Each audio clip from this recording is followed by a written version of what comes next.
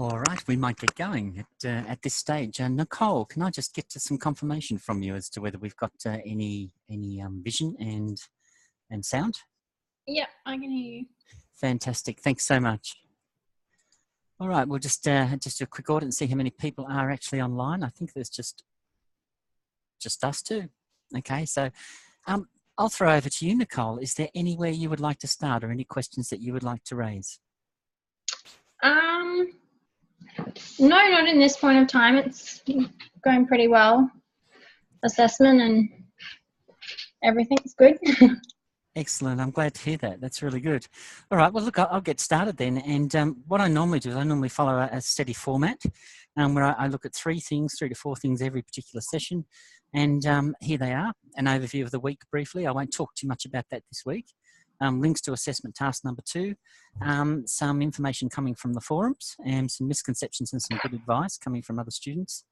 And also week 11, what we're going to talk about in our final week of the course, or topic 11, week 12. So I'll allude to some of these things going through the session.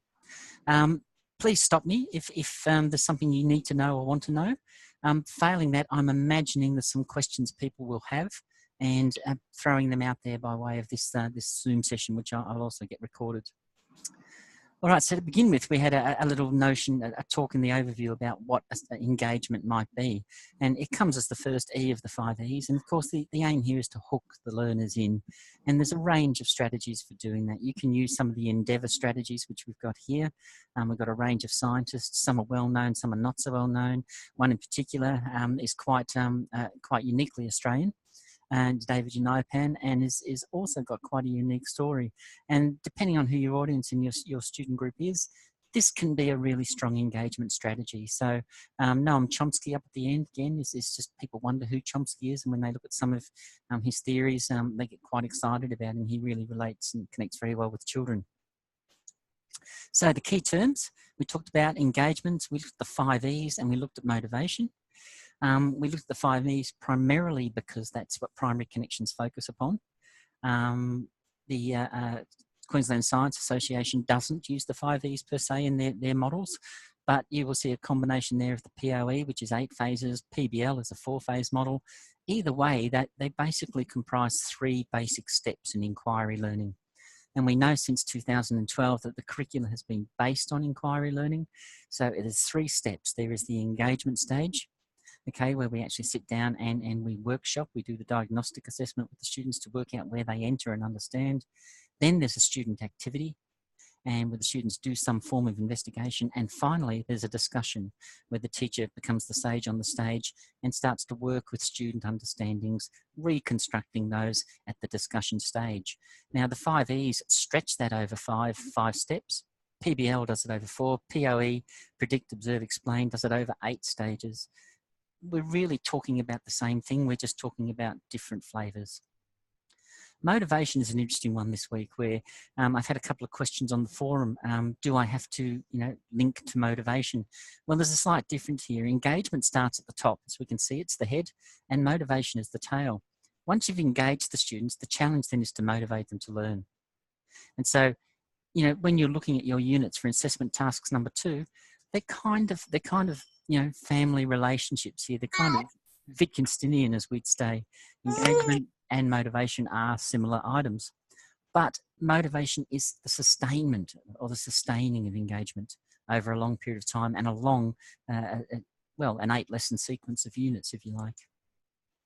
Gregson talked about the elements of engagement. I won't talk too much about those. I'm assuming they're given now. This is common ground: behavioural, emotional, and cognitive. From Gregson, we went back to look at a teacher or a mentor of our own. What was special about them? What did they do to ensure that we felt safe in their classroom? And in the session this week, we met Christine Redmond in the content session from the Queensland College of Teachers. She's a consultant educationalist from Brisbane, and she talks about classroom management, her specialty, behaviour management, her specialty, and how, the small E and the big E of engagement can play a huge role in that, simply through strategies of acknowledging the learner. And we saw some videos earlier in the year too in some of our content sessions where we saw some teachers, practicing teachers, demonstrating different kinds of assessment, right through from diagnostic through to formative, through to summative assessment. So it's all about acknowledging the learner at each of those stages. And of course, here's, you know, the first stage in our 5E model is primarily got to do with that engagement hook. And there's Christine Redmond, that's the video we watched. And we talked about Big E, which is students, you know, with cultural capital who love schooling. It's, you know, they have their place in it. And then we have students who don't love schooling, of course, and there's, you know, just as many, if not more than those. And what we're talking about there is small E engagement, where the teacher is the meddler in the middle. And they're working to build active participation through behaviour strategies, to creating emotions, linking values to education, by reflective involvement and deep understandings and expertise, you know, building cognition through Bloom's questioning skills and taxonomies, all these kinds of strategies we've talked about. So by now, this should be kind of historical for you. You should look at this and be nodding and sort of saying, yep, I get that. I get all these connections, you know, because right now I'm doing an assessment piece on 2 items, 2 units, and I really need to have this sort of stuff under my belt. We introduced a notion, an American scholar called Schlechte, and he talked about when students are engaged and when they're not. And basically there's a hierarchy of engagement that he talks about, right through from engaged, right through to disruptive. And Schlechte's, you know, model is quite useful for us, but again, it's quite common sense. We know that exists in any classroom. Martin Haberman talks about what real engagement looks like. And now we're getting close to the ACS model. In 2012, the whole aim of the ACS was to make science more engaging for students, bringing it closer to their real world issues and concerns. In other words, Piaget talked about this in 1962, 56 years ago. He talked about making children scientists in their own worlds. And we looked at some of the issues that they regard as vital concerns. Students are engaged in authentic assessment when they're being helped to see the major concepts, the big ideas, the general principles, and not simply isolated facts. And this could be Dennis Goodrum from the ACS saying this. Involved in planning what they want to do and how they're doing it. Again, science investigations and guided investigations versus open investigations where students take control. And involved in applying ideas such as fairness, equity, and justice to their world. And children are very, very big on this. And next week in topic 11, we'll look at resources, and I'll present you with some quite alternate versions of the child, views of the child in education. You know, there is a strong school of it's probably the wrong choice of terms, a strong movement called unschooling, which actually tries to tackle and challenge schooling as being uneducational. And believe it or not, this has a strong root in science education. And I'll talk a little bit about this next week. So it's going to be a little bit radical. It'll be about learning through the soles of our feet. We'll be talking about bush kindergartens. We'll be talking about some different approaches to science that, you know, are not really embedded in the ACS, although they can equally use the ACS to their advantage and to their credit. So when we looked at Schlechte's work, he talked about engagement, you know, and here's we've got the first stage of the 5E. So the reason why I throw him in there is to show that the 5Es actually have got rationale. It is embedded in research. Strategic compliance, we've got, you know, kids thinking their way through life. So they've got high attention, but they've really got low commitment to the outcomes. You know, they're probably doing this to please people because they're good students. Ritual compliance, kids doing it to avoid getting into trouble or really working too hard. They're doing the basic minimum. And of course, we've got kids who retreat from engagement. And of course, we've got kids who rebel against it and they're diverting their attention to somewhere else. Now, there's a whole range. We'll talk a little bit about this next week too when we look at alternate approaches to science and to education. I mean, education and schooling is a hegemony. It's an enforced power. And children, for instance, take on the powerless role in that relationship. And that's what curriculum does. It actually beats kids around the head. So the people with the unschooling movement have got, you know, they've got some good points to make. The people in the schooling movement are trying to bend and meld the curriculum to meet and address some of these points and criticisms. So Schlechte's basically got it there. And down here at the rebellion stage, great researchers like Eddy and Wenger talk about identities of non-participation. So often you look at a kid in the classroom and teachers used to describe them as lazy, as not, you know, as not compliant. But in fact, those kids are working really, really hard to maintain an identity of non-participation. And believe it or not, they go home just as tired as the kid who's working up here at the engagement stage because they're working at rebelling all day. That identity of non-participation takes a lot of effort to keep up. STEM, STEAM, esteem. We then talked about engagement and we looked at some of the kinesthetic directions that education is taking. This pyramid talks about, on the bottom, we've got our content-specific approach to a wide range of curriculum areas. Now, this has started to break down. By about 2009, people were talking about integrating the silos of science, technology, engineering, mathematics, and arts. They've managed to integrate the 4 of them into a technocentric curriculum area called STEM. And the arts are now knocking on that door, breaking that door down, saying, well, really, STEM is nothing without artistic endeavour. Because let's face it, it's the arts that actually gave rise to creation, and creation gave rise to innovation. So STEM is knocking on this door. Now, this is also being challenged again. I mean, it just goes to show how quickly an acronym gets attacked. What we're seeing here is we're adding to this the notion of empowerment. That, okay, it's all right to have 4 integrated areas of study. It's all right to add a 5th one, which opens the door for more inclusive practices. For instance, instead of building robots, we can draw and create artistic integrations of these curricula. Now, not only can we draw and we can do these 4 things, but we also add empowerment to that as well. That is, it's got to have an outcome for the learner. So esteem is a really, really powerful philosophy that's coming, it's very recent, about 2013-14. In the United States, Barack Obama went so far as to create, believe it or not, a STEAM Corps, where they were offering, specialist positions for teachers who could be trained in STEM and then add STEAM to it. So they could, look at some of these human endeavour strands that science talks about, the creativity, the aesthetics, ethics, and rhetoric. And if we look at the human endeavour strand in science, which looks at innovation, ingenuity, imagination, all of these great human endeavours, aesthetics, beauty, sentiment, contemplation, ethics, virtues, human rights, justice, rhetoric, expression, representation, persuasion. We've talked about all of those things this year, and we can see that they belong as much in the arts as they do in the human endeavour strand. Some of our great scientists, for instance, Einstein was a great artist. Leonardo da Vinci was a great artist. We're looking at this huge overlap. Somehow to break it down into these silos does it a disservice. We are now talking about its power to motivate social change, and hence the notion of STEM. And last week I spent a fair bit of time talking about robotics and how robotics can achieve these outcomes, particularly through game-based learning or play-based learning, where kids are given access to robotics to actually explore some of these higher level integrative tools. And it is very successful. Just 2 months ago, for instance, LEGO Education, LEGO International released an Australian curriculum document where they totally integrate robotics into the Australian curriculum from years 1 right through to year 10. So you can see that robotics can be as relevant to an English teacher as it can be to a science teacher, or it can be to an IT teacher or someone teaching simple or complex systems. We're now looking at total integration. And of course, we talked about barriers to engagement also, and this comes largely from Gregson. Science is usually given a low priority in schools. It's not being taught with great relevance. Less than 50% of schools still have adopted inquiry learning approaches, and you'll see this when you get out on your placements.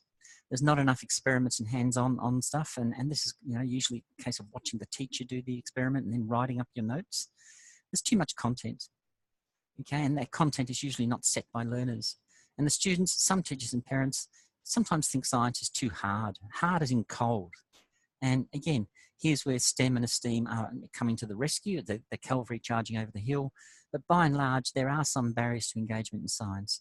And again, if we look particularly at Science by Doing and their insistence on notebooking, we can see that a lot of students actually think there's too much writing. Stahl, just an alternate perspective, says, okay, what we've got to do is make science relevant to the community. Because when we're really learning and learning well, learning takes place in communities and it's facilitated by community artefacts. So in Townsville, for instance, we have a huge water problem. Now, this year in the Robotics Challenge, the theme is Water Futures. Here we've got play-based learning facilitated by community artefacts, robots, Townsville's robot water problem. And again, students can now put their capable minds to working out solutions that can sustain the communities in which they live. And this is the sort of engagement strategy we're talking about. This is what happens when science becomes the domain of the learner. So really, when we talked about the content this week, engagement, we talked about teaching for engagement. That is by building, learning and understanding. And it's got 4 pillars. How do we do that? We evaluate learning and we respond through reflection. And we do this, as we're doing with assessment task number 2, we do this by diagnosing the learner and their learner's positions. We ask questions of ourselves, the curriculum and the students. We go through this formative stage to try and work out where they stand. How do they construct their knowledge? What is that constructed knowledge? We develop our own understanding of concepts and teaching. Okay, once we've got that in place, we then work out what it is we have to teach. What is the misconceptions? What are the concepts we need to grow and develop?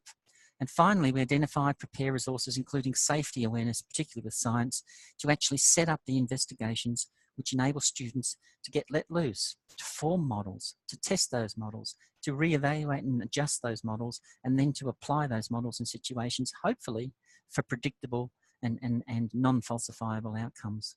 So we can see the elements of good teaching are also embedded largely and begin from and always speak to this concept of engagement.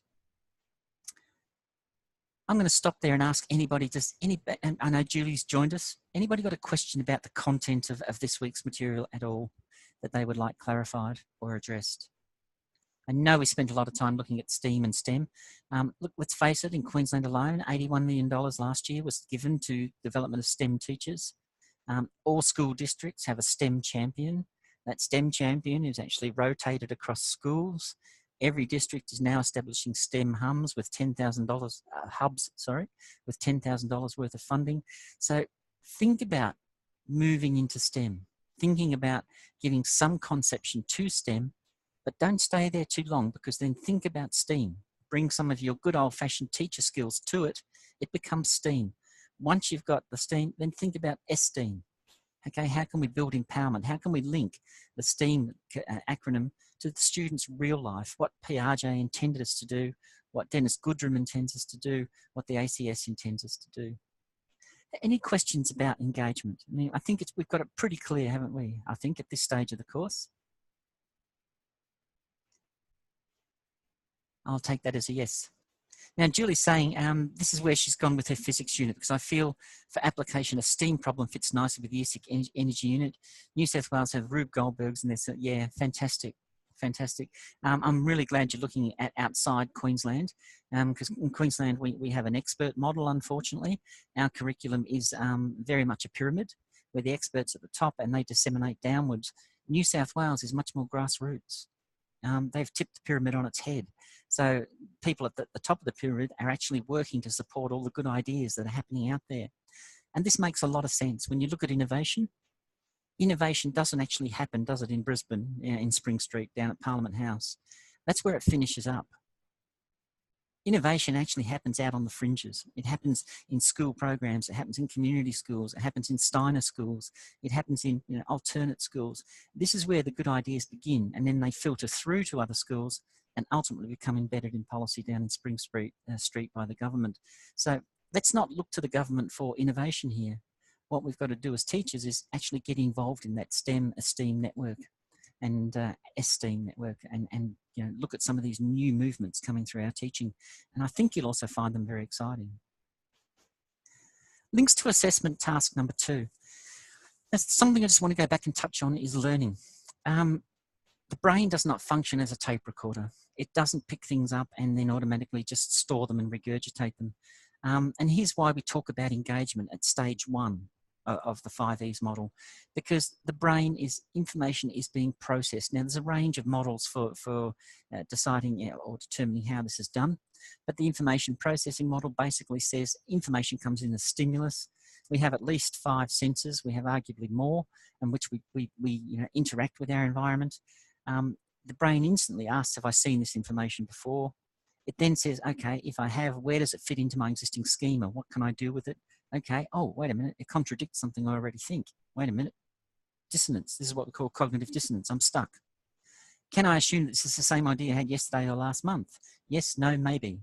Okay, if not, okay, your brain then needs to go back and actually explore this. You know, you would have in the hands of a good teacher, they would identify your misconception at this point. And the whole point we're making here is that active classrooms create better opportunities for this information to be processed. And that's what we're doing at that engage stage. Stage 1, engage. What are we doing? We're activating the brain. There are 4 stages of learning. Acquisition, where we're collecting our learning. So here we are having a discussion. We're doing a diagnostic assessment. Rehearsal, in that same form, diagnostic assessment, we switch to formative assessment, where we get the learners to process it, come up with their ideas. Retention, we get them to start clarifying it. What do they think? Can they make a rule? Can they organise? Is there a hierarchy of information here? Retrieve it, use it.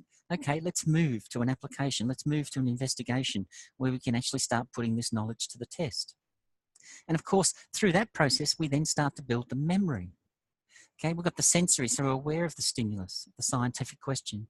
Immediately, okay, if it comes into us, depends where it comes from. Visually, we can acquire it in seconds to minutes. And so, for instance, we can actually acquire a misconception very quickly, and it will stay there until it's challenged, you know, in our memory schema in the future. It goes to our working memory and can take rehearsal through minutes to hours, and hence, even a short science investigation can be effective in building learning. And then go to the long-term retention, hours to a lifetime. Here we're talking in a classroom about projects. Here we're talking about consecutive units of study where we're building those knowledge and those skills. So again, just to go to show, this is all connected. And by the time we get to this assessment task, you know, we should be nodding and saying, yep, you know, this does make sense. This is where, this is the construction of pedagogy. This is pedagogy in action.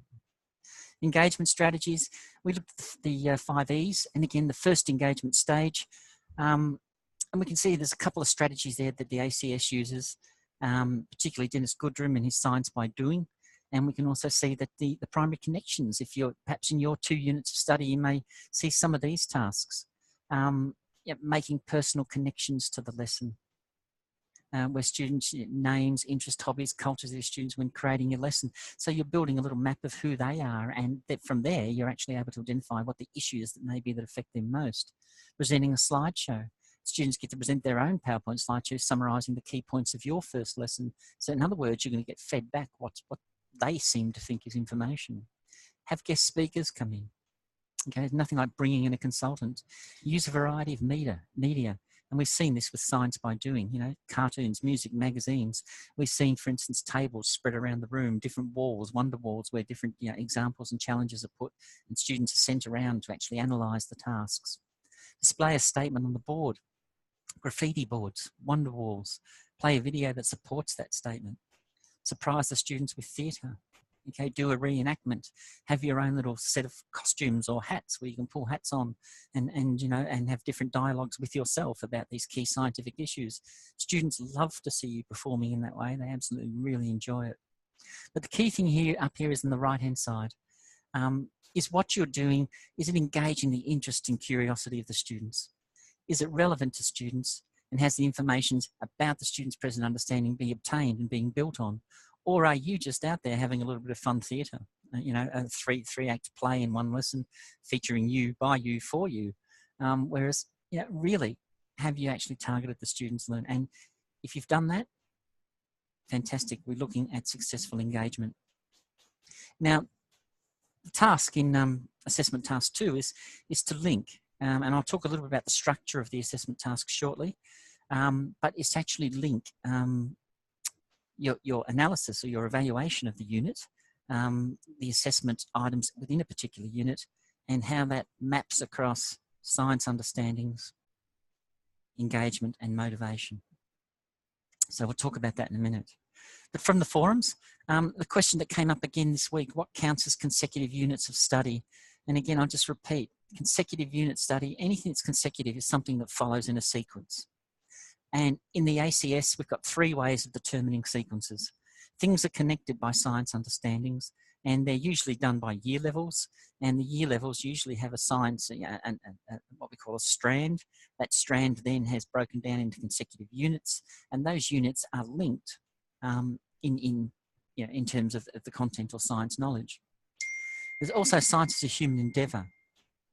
Now, science as a human endeavour is another way of structuring or sequencing learning, and science inquiry skills. So once we've dealt with the 4 substrands of understandings, which we know quite well, it's where we tend to focus. Science as a human endeavour is a little more flexible. It's done in 2-year cycles or 2-year bands. And the 2 components to it, nature and development of science, and the use and influence of science. So we can create a sequence. A sequence can be consecutive, units can be consecutive based on human endeavour. That is, we may look at famous people. We may look at environmental disasters or catastrophes. And within that, we will be able to justify our teaching of particular units in the physical and chemical sciences. Chernobyl, for instance, we could include in that. A whole range of things that we could include and organise. We can use the human endeavour strand as an organising device to prove or to, to justify our consecutive units. And science inquiry skills are the same too. So in assessment task number 2, I mean, there are 5 substrands of science inquiry. Again, these are done in 2-year cycles. So you can pick a unit from year 3 and then another from year 4, and you can justify it as being consecutive. Why? Because the question and predicting skills might be embedded in both. Planning and conducting, processing and analysing. You may decide to sequence planning and conducting with process and analysing consecutive units. You got your evaluating and communicating. Our 5 substrands. They too can organise and they too can count as consecutive units. Any questions about that? Or are people clear on that, the consecutive? I even had a question about that in an email today. So some people are still having problems with that. Okay, no, we'll keep going. Testing the forum is self-assessing. Now, this is really good. She's obviously getting close to having a look at her own assessment response and is now putting it to the personal test. She's actually taken the rubric and looked at some areas of the rubric, and so far she's thinking it stacks up well, but she's got 2 criteria where she needs a little more clarity. And she says, how do I know that my work, that my response actually demonstrates clear and accurate understanding of science concepts, when really this assessment piece is about assessment? So my response is treat science concepts to mean science pedagogy, assessment as a component of science pedagogy. You've already picked the units. Your evaluation is, when you do the breakdown of the units, your analysis of assessment in each unit, diagnostic, formative, summative, that's going to link to your understandings or to science understandings, engagement and motivation. And in that, you are going to demonstrate your understanding of the science concepts as they are represented in a unit of study. So don't worry about that. That is how that will be measured and that is how that will be ascertained. The second thing she talked about was the extensive use of relevant and credible sources for explanation of scientific concepts. And so the scientific concepts, again, take it to mean assessment and its many components. So when we're looking at how do you, and here's a really interesting question. We've looked at people like Black and William, and they did the treatise on formative assessment. Primary Connections and Science by Doing are all built on cooperative learning, and Slavin, 1998, is the go-to source there. We're not focusing here on science understandings per se, but on science pedagogy understandings. And this is the sourcing that we'll be looking for. Is there a question there? Yeah. Fire away. Hi, Colin, I have a question about the assessment, because we have to evaluate formative and the summative assessment. Yes. Do we have to mention diagnostic assessment at all, or do we just say, okay, formative assessment was demonstrated here and here, and the summative assessment was demonstrated by the teacher doing this and this, and then we do recommendations for those. Right. And then justify the recommendations, or is it? Yes. Look, let's just address those one by one. Yeah. For a start, you don't have to discuss diagnostic assessment. Yeah, okay, good. You don't have to. But what we're talking about here is a knowledge display. So you as a student are sort of sitting there and saying, okay, I'm looking at this unit. This unit has the 5 E's. The first E is engage students. And one of the strategies of engagement is diagnostic assessment, working out where they stand. So you could just include that as a strategy in the engage stage. Okay, and you would link it to student learning. What's the connection there to science understandings? You're taking a baseline. You're establishing student baseline understanding. So you don't have to include it, but it's got a really strong presence, hasn't it? When you think about it, when you're linking it to engagement and you're linking it to science understandings and you're linking it to motivation, the number one goal is to actually work out where they're at.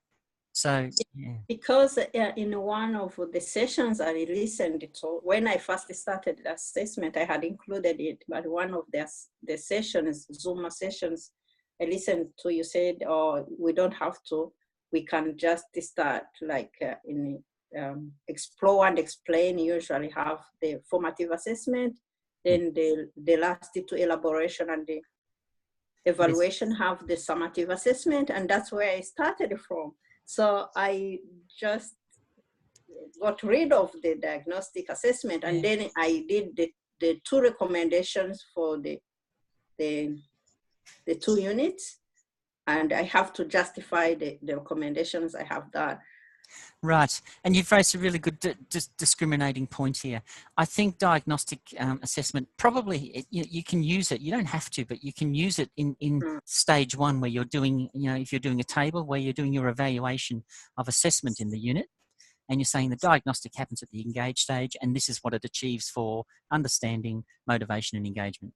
And then just leave it at that. But in the second part of your unit where you're looking at your recommendations, diagnostic assessment wouldn't be there. Oh, okay. Yeah, so don't include it in your recommendations, because your recommendations explicitly talk about formative and summative.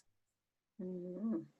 Whereas, and then another question, you say the justification has to be like 1,500 words, and that justification, we have to justify the recommendations we have done backed by the scientific journals, is it? Am I right or not?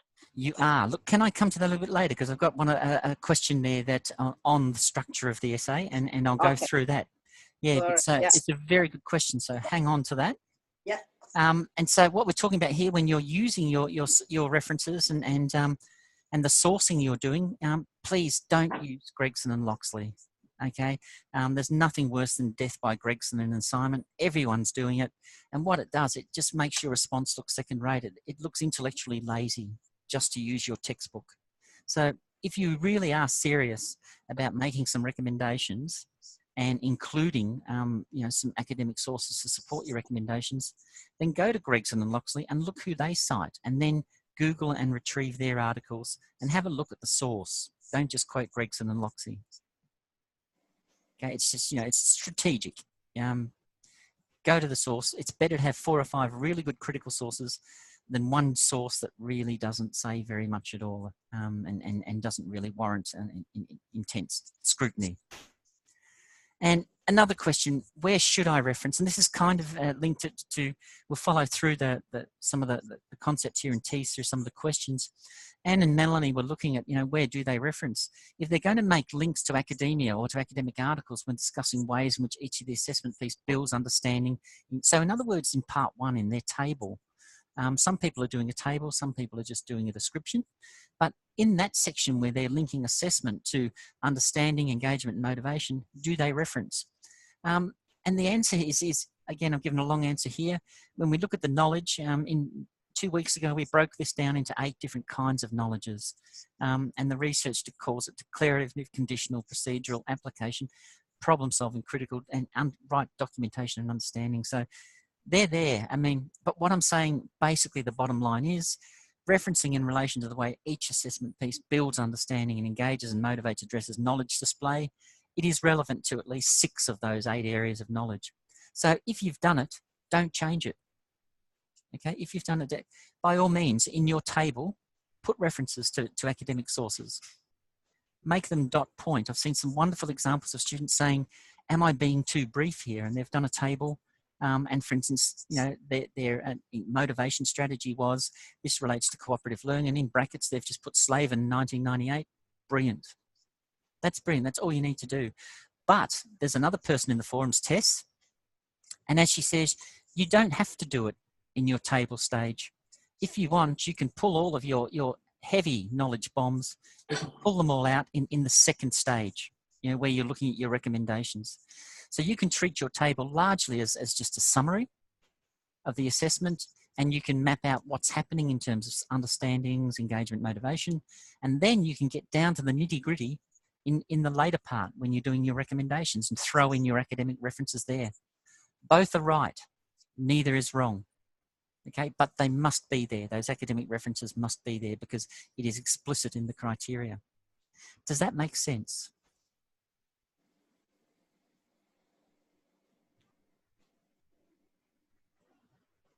Does anyone have a query about that? So the aim of referencing is about to do a knowledge display. And that can be done either in your table or in part 1, or it can be done in part 2 when you're justifying your recommendations. Both are right. Neither is wrong.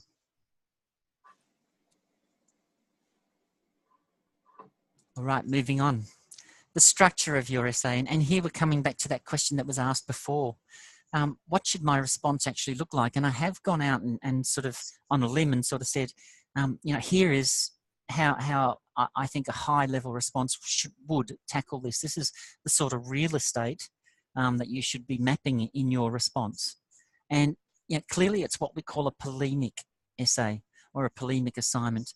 That is, you know, we've got a broad topic, but you've all got different units.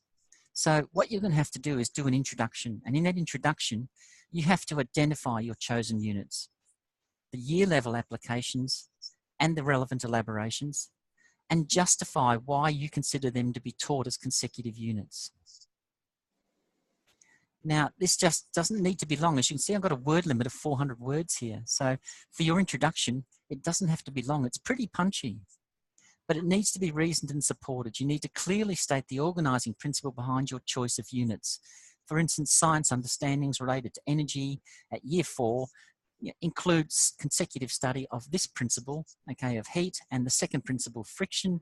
Hence, I've chosen these 2 units. Or it could be the inquiry skills that you're using as your organising principle, or it could be human endeavours. But you must justify it. You can't just sort of say, okay, they're 2 year 4 units. Okay, well, that's like picking up 2 homeless people to bring home from dinner. Okay, you don't know why you'd pick those 2 people. However, if they were friends and those friends knew each other and they had a reason to hang together, then definitely you would bring them home. So your justification here, keep it brief, but make sure you give a justification. Now we've got, again, 2 units, name them, year level applications, name them, the elaborations in particular they address, name them, and you can get those from the units themselves. If there's too many elaborations there, put it in your appendix. And then justify why they're taught as consecutive units of study. What principle are you relying upon? Strategically, your introduction should also signpost where you're taking your audience. So once you've done the first couple of steps, the 2 units I'm looking at are these. They occur at this level of the ACS, and I'm including them, and the elaborations can be viewed in appendix number 1. Detailed elaboration statements can be viewed in appendix number 1. My justification for using these 2 units is this, okay? In this paper, we're getting down to dot point number 4 now. This paper will now take you, or will take, well, this paper will discuss these units and where diagnostic, formative and summative assessment are located in their units, and how these different types of assessment link to learner understandings, motivation and learner engagement. This paper will begin in part A by presenting an evaluation of 2 units of study. This will be done in the form of a table, or this will be done in the form of a discussion.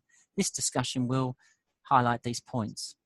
The recommendations stemming from this discussion in part B of this paper will include 4 concise recommendations. Here they are, okay? Say it up front in your introduction. So spell it out. Questions or comments?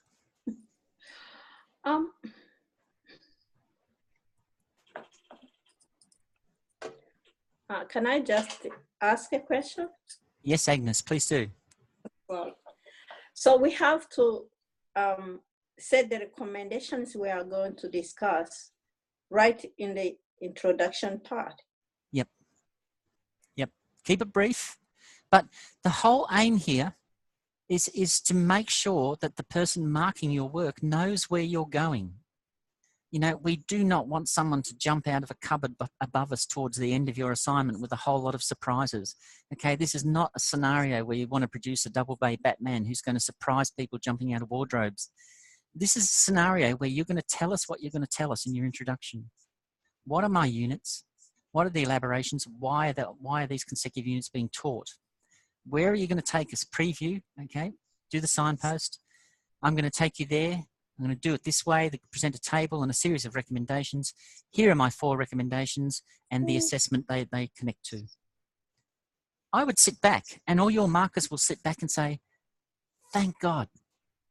All I now have to do is follow this discussion and see whether the student achieves what they said they're going to say. I don't have to wonder whether they've done it.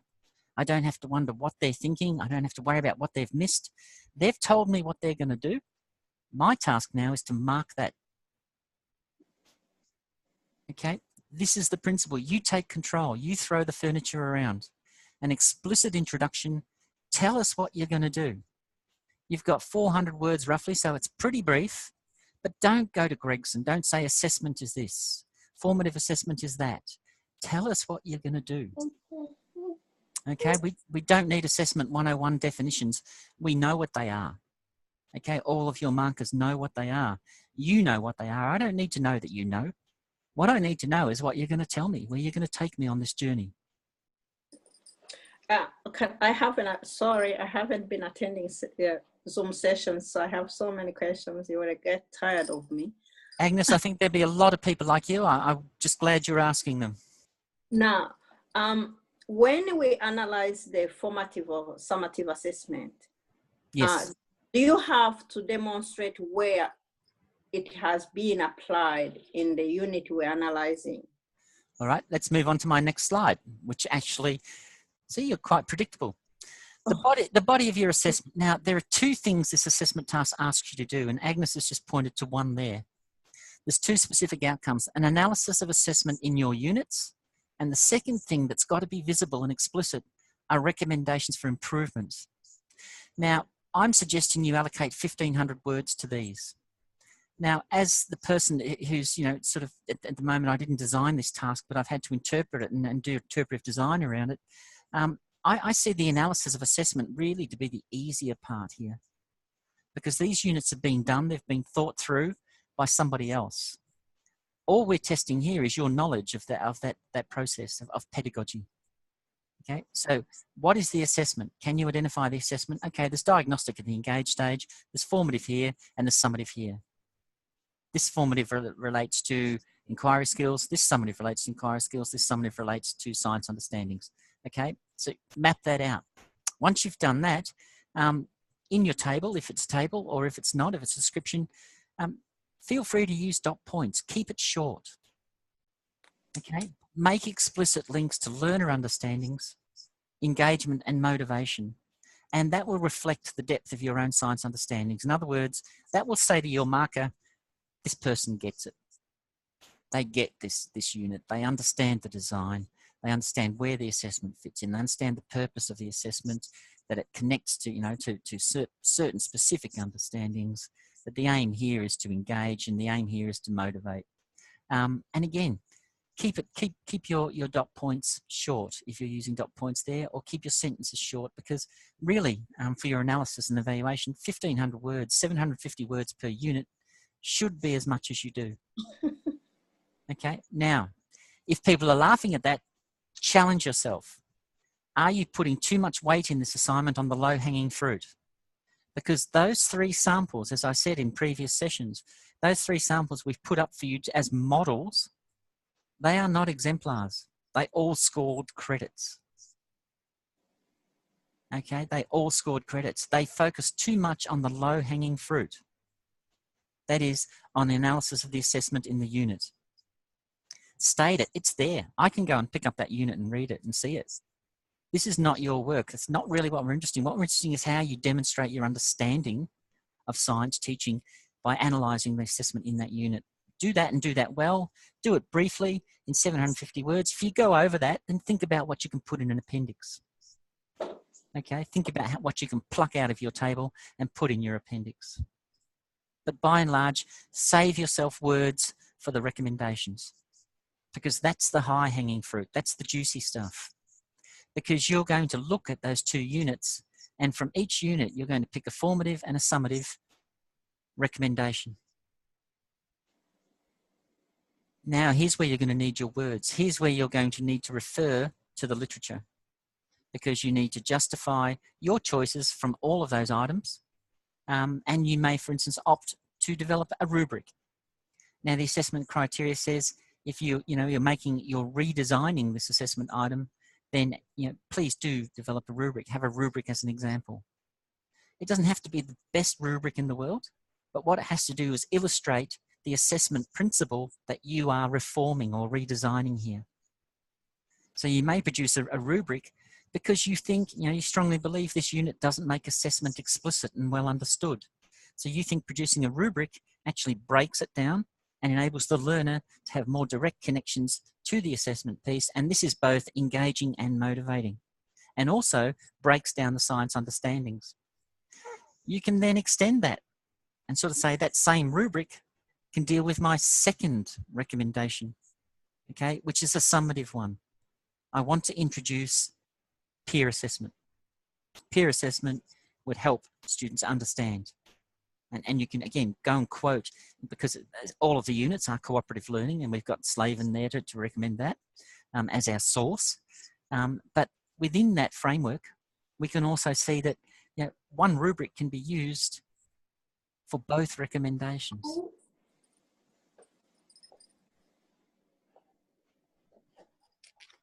And you're dealing with the high-hanging fruit. Okay, that's where the upper marks are. Most of you are quite capable. You'll all be able to do the analysis of assessment. So last year, when I looked at the results of this assessment item, there was a huge bell curve. Most people scored a credit on it. Very few people went above that and started to tackle the high-hanging fruit. That is, putting a whole lot of weight and a whole lot of intellectual value on your recommendations, on how they actually lend, and add value to assessment practices. So think about, is that clear? Does that make sense to people when I say that?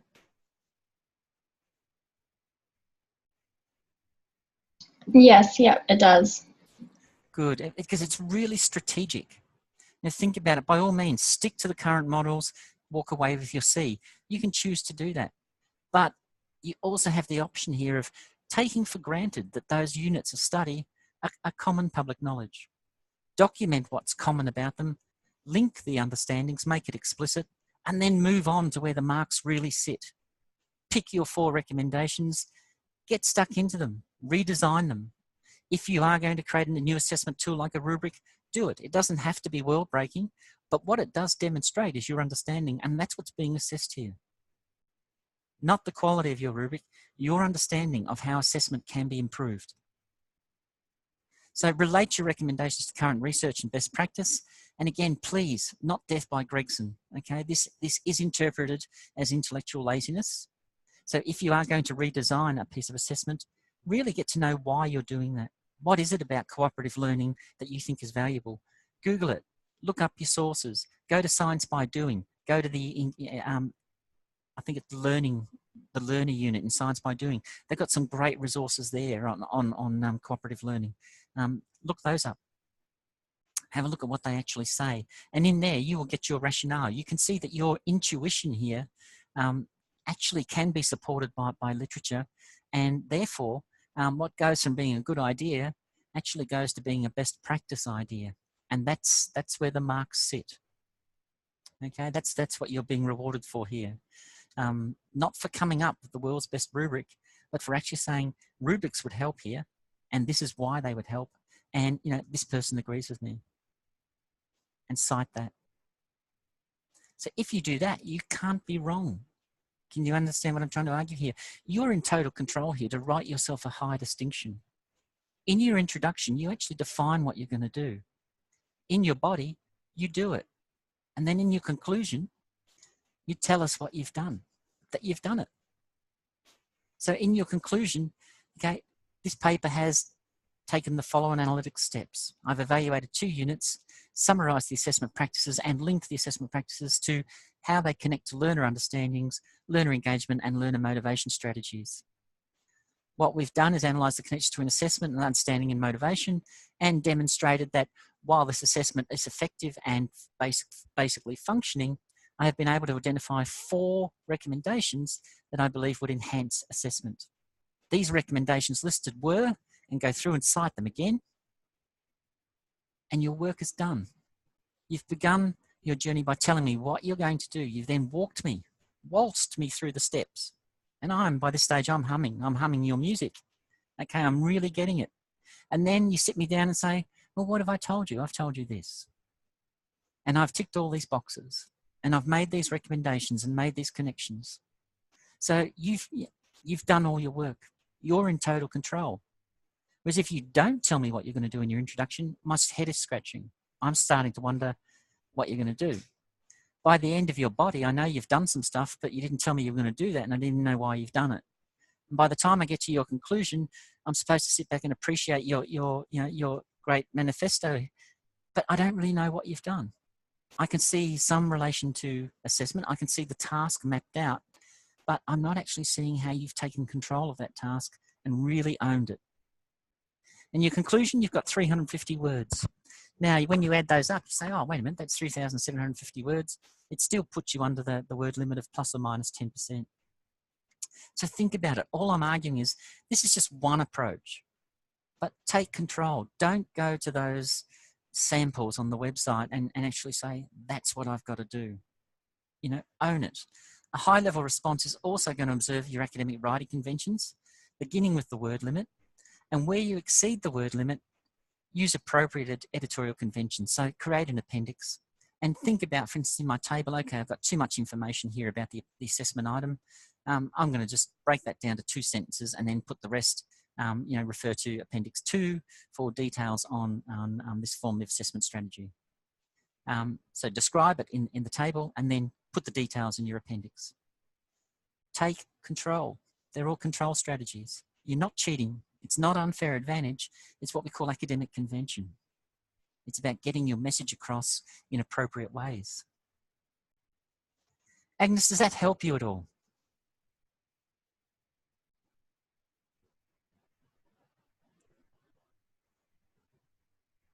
That's helped me a lot. Good, thank you. All right, look, please, I'm going to open the floor for questions. Does anyone have any questions that they would like to raise or query at this stage? Doesn't have to be now. All I'm saying, if they do exist, if they do come up, put them on the forum. I'm getting a lot of students emailing me direct, and they're very good questions, and I just know that everybody would benefit from the answers. But if you don't put it on the forum, I don't have permission to share those answers with others. Again, believe it or not, emails are subject to copyright. If you forward someone's email, theoretically you're breaching copyright. So it's there's some strong reasons why we can't do that, but mostly it's confidential, so that people can actually ask questions, feel comfortable doing that. But if you have a question that you think someone else may want to know, pop it on the forum. And that way I'm more than happy to get stuck into it and answer it. And as you can see, I'm often giving quite long answers to questions and apologising for that because I'm trying to predict what other people might be wanting to know. So please don't sit there wondering. Send in your questions. And before we allow you to go and enjoy and relax into your evenings, are there any questions that people think they may want to ask here, no matter how silly or how irrelevant you think it is? It deserves to be aired. Just when you, about the rubric we create, does it have to be an A to D rubric, or now? Yeah, that's a really good question, because what you're actually doing is when you do a rubric, you're now actually making a knowledge claim. That you actually know what the ACS asks and what the achievement standards are. So if you're doing a rubric, then look at your achievement standards for that year in the ACS, and you will find it's a 5-level achievement standard, and that's why rubrics generally have 5 levels. Those levels will also give you levels of performance, so you don't have to make up the levels of performance. All you have to do is describe what happens at A, B, C, D, and E stages. Okay, and break the task down over how many different iterations or steps are involved in your assessment task. and then describe a stage or assign a stage to each of those tasks. So it doesn't have to be a brilliant rubric, but the thing about a rubric is it's by doing a rubric, you're saying to the world at large, I know about performance standards. I know about the ACS, and I know about the achievement standards. And I know that there's 5 of them, A, B, C, D, and E. C is a competence standard. And so I'm going to build my rubric around that existing framework because I'm a good student and I'm demonstrating that by building a rubric. So it's, again, another knowledge claim. So yes, your rubric would have to have that family resemblance to the ACS. It would do that. If you built a rubric with only 3 levels of performance, then a marker would look at that and say, well, what about the other 2? Because there's 2 other levels of achievement here for any primary connections unit or any QSA unit. So that rubric will refer to the units, because we are examining 2 units. Yeah. Sorry, I have a child in the background. Yes, I can hear that. It can apply just to one unit, or you can actually use it for both. But within one unit, for instance, you may use it for self-reflection. You're teaching learners how to understand assessment and the task. And then you can also refer it to peer assessment, which are 2 quite different processes. It's the same rubric, but it's going to serve 2 different outcomes. So it's going to deal with 2 different recommendations.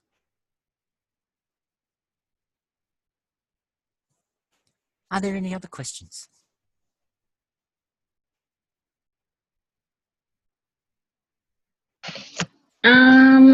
I have a stupid one. Let's hear it. You've answered this before, but I just can't get my head around it. The consecutive units. Yes. I don't understand how, like the 2 that I've chosen, is there like somewhere where we can look if they're consecutive, or is it just? No, look, it's intuitive, Nicole. And what we're doing here is saying, put your hat on as a teacher and tell us why you're teaching these 2 units. So if we can justify why and how these 2 link together, that's enough? Absolutely. I mean, okay. No marker in this course is going to say you're wrong. Okay. Yeah. They'll probably, if it's a an outlandish claim, they'll probably say, wow, let's see this. This will be great. But there's no outlandish claims that that the only thing you can do is not teach important concepts.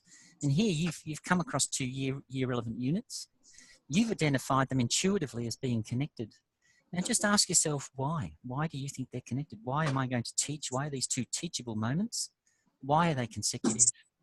And on what do I base that judgment? And it need be no longer than 1 or 2 sentences. Yeah.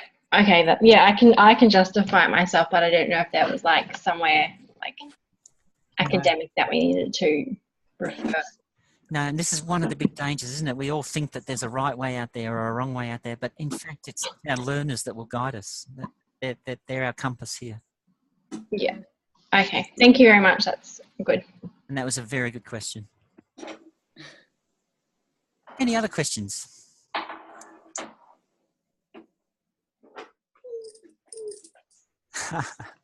Okay, on that note, what I might do then is stop the session and commit it to recording, and I will post it on YouTube tomorrow and send you all a link so that we can relive the moment.